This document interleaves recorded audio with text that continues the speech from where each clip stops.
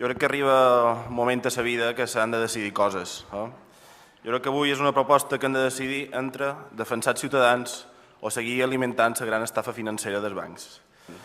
Hi ha bancs i bancs, però els culpables existeixen. Hi ha bancs que estan fent una indecència i que estan actuant contra els drets humans. Jo li mostro, miri.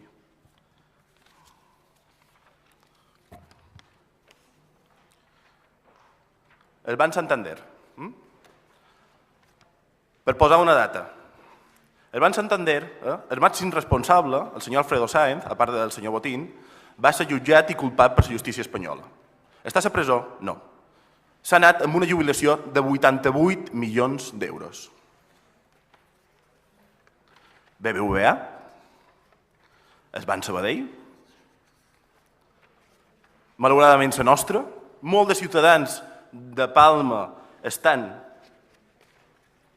tenen el seu projecte de vida destrossat per la nostra, i Bankia, la Bankia del senyor Rodrigo Rato.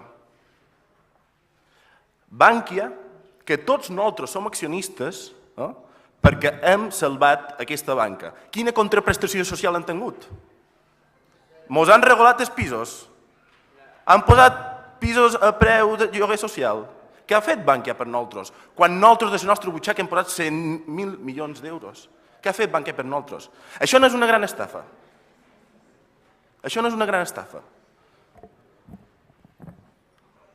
Nosaltres tenim una responsabilitat com a polítics i representants del poble. I considero que aquesta proposta que nosaltres presentam és una proposta d'invertir les prioritats a aquells factors que ens han duit a la crisi. I els bancs són responsables principals.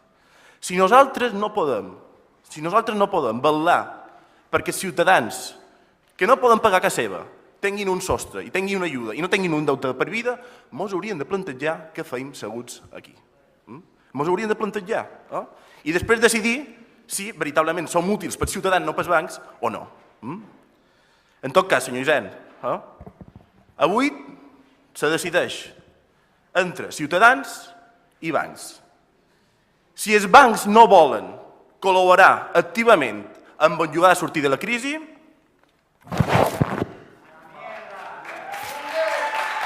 moltes gràcies.